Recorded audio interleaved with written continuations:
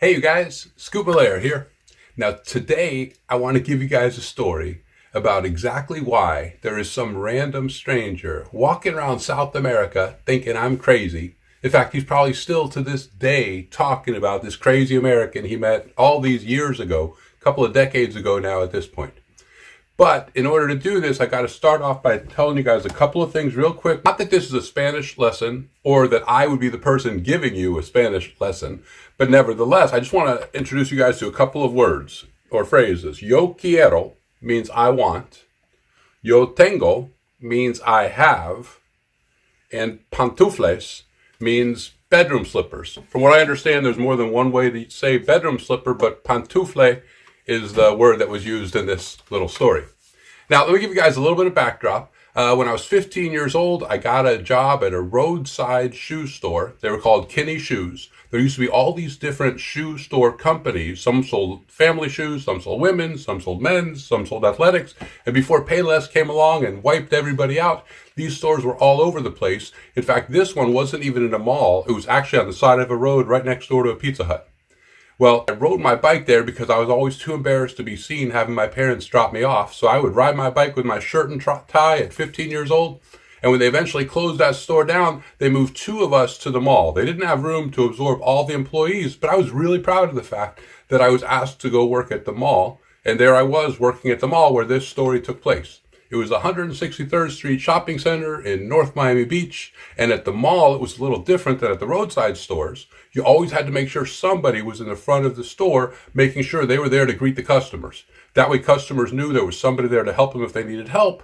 But that way also, nobody got too comfortable if they would actually try to steal, because if there were people everywhere saying hi to them, nobody really felt like they were all alone. So we would spend a good amount of our time in the front of the store. In fact, my good buddy Ricky and I would stand towards the lease line, which is what we called it. We would shoot the breeze, and as customers walked in, we'd say hi to them. In fact, we even developed a little game. We called it shoe flipping. And the bottom line is with shoe flipping is you hold the shoe so that it's in front of you with the front of it faced forward, up, and you flip the shoe. And as long as you catch it in the same position, it counts as a successful flip. And we would learn all kinds of things like a single with a twist, just a single straight up.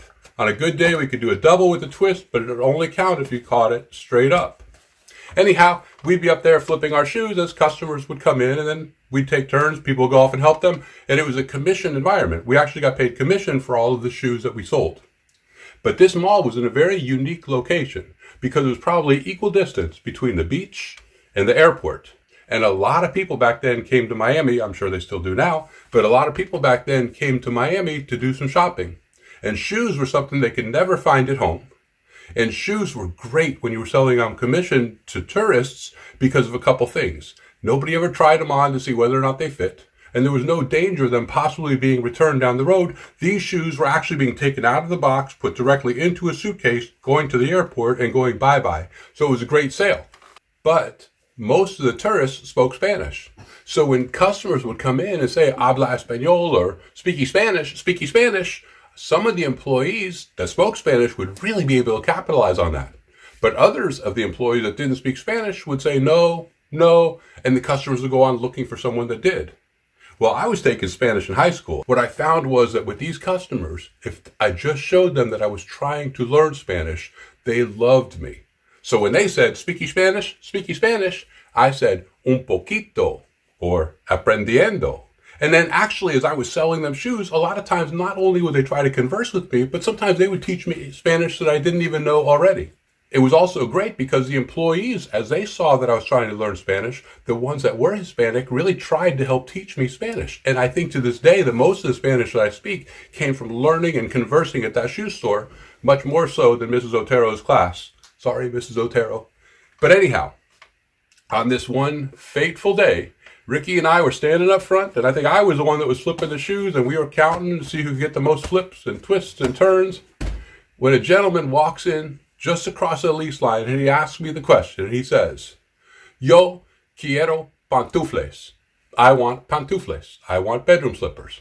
Well, me being a little cocky in my Spanish and not remembering to change out the verb, simply said back, No quiero pantufles. Instead of saying, I don't have pantufles, I said, I don't want pantufles. And this guy looked at me like I was nuts.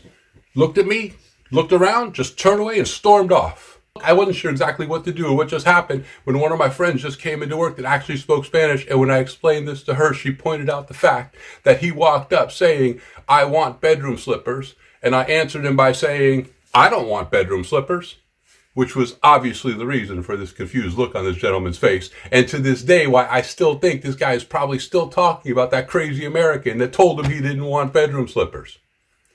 But it almost always comes back to haunt us that whenever we get a little bit cocky or overconfident, like in this case, I was getting a little too confident in my Spanish, that I didn't think I had to really think about the answer. And sure enough, that's when I blow my cover and give myself away as the gringo that I was.